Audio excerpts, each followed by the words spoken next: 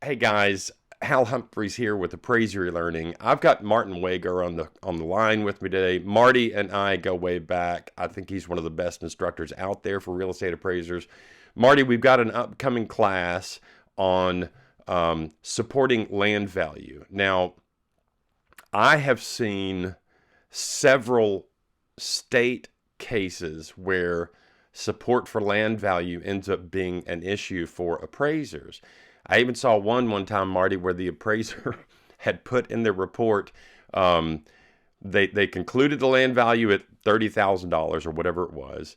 And then in their certification, they said significant professional assistance was provided by the county tax assessor for determining land value. And the state, the other guy from the state, the attorney was like, "Is that even okay?" I'm like, "It's not support for land value. That's not it at all." So why, Marty, do you think this course is so important for appraisers? I Boy, it's an interesting scenario. I was 3 years as a on the state board as well, and saw my share.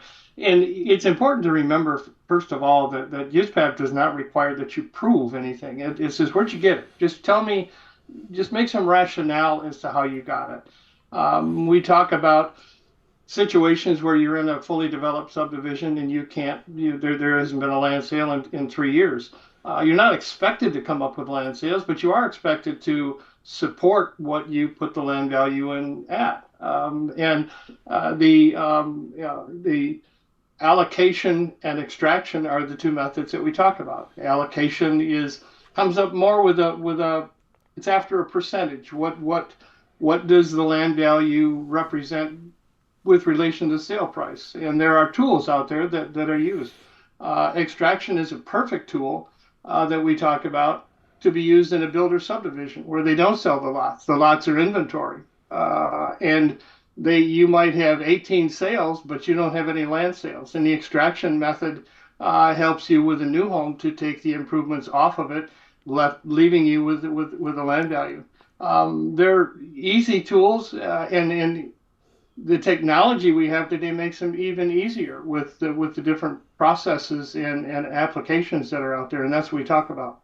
Even last month, I talked to a chief underwriter and asked her what was the biggest issue for revisions, and that was in the top five. The land value was stuck in there, represents 52%, and there's no support for it.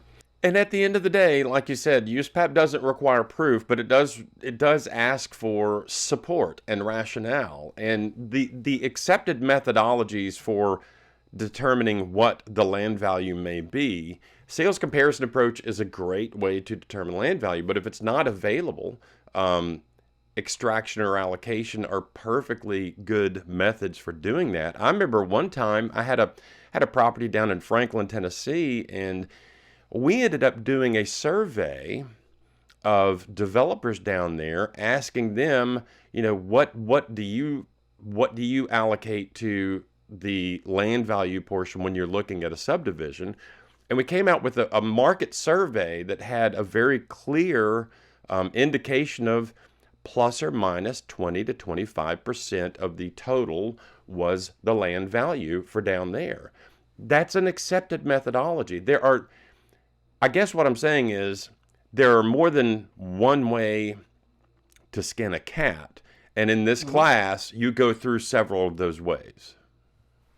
Yes, yeah. It's just the, the first person to ask the question that you want to hear from is not the state. It's bad enough to get a revision request to say, how did you come up with your $72,500? And hopefully the answer is not from the tax assessor. Right, right. Well, Marty, one last thing before we go. Tell appraisers why they should take this class. I believe this is a very simple method to make yourself not Teflon, but something defendable. Because as you know, when your report goes into the state, even though there's no problem with what the complaint was about, there are a lot of areas that they look at, and this is a good way to say, it's not bulletproof, but I did support my number. Marty, thank you so much for taking the time to be here today, and I'm really looking forward to this class. Check it out at appraiserelearning.com. Thanks, Hal.